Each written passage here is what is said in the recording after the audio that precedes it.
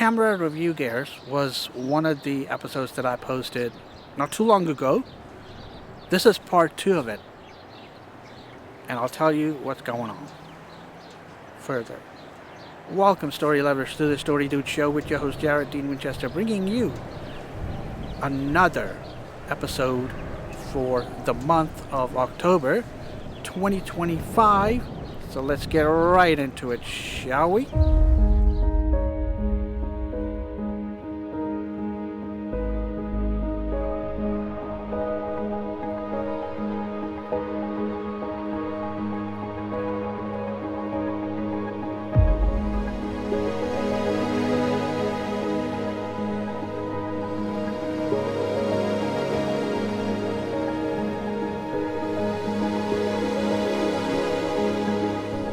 In my previous episode, or in one of my episodes, I actually told you what camera review gear reviewers don't do.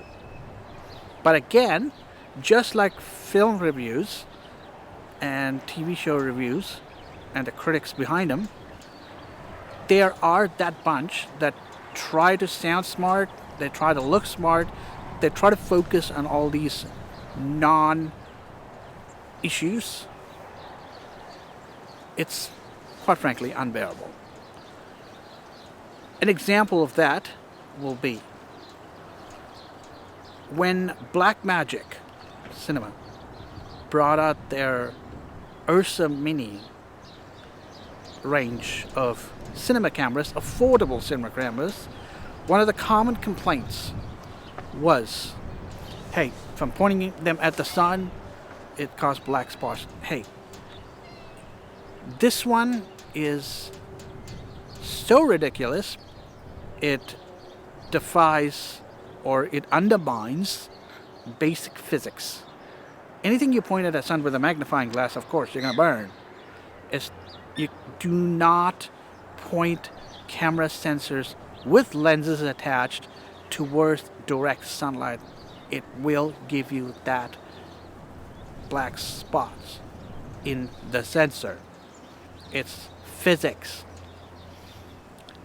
The other complaint that has been plaguing the Ursa Mini series, which apparently got fixed with the 4.6K version of the Ursa Mini, was what critics refer to as fixed pattern noise. Not exactly sure how that's relevant, but a solution was to take out the blacks in post, which would have fixed it. However, the terminology used sounded like something from a science fiction movie or like from an alien dictionary. But what critics did not do is they did not propose solutions. What they did not do is, once again, they did not put forth use cases for the Ursa Mini cameras, and what they did not do is specify who it's for. Now, they did not acknowledge that given the price differential, certain compromises needed to be made. Like for example, the camera I'm filming on right now has a few compromises. It does not have all the bells and whistles that would have been expected from a professional cinematographer or a filmmaker. But there are compromises nonetheless.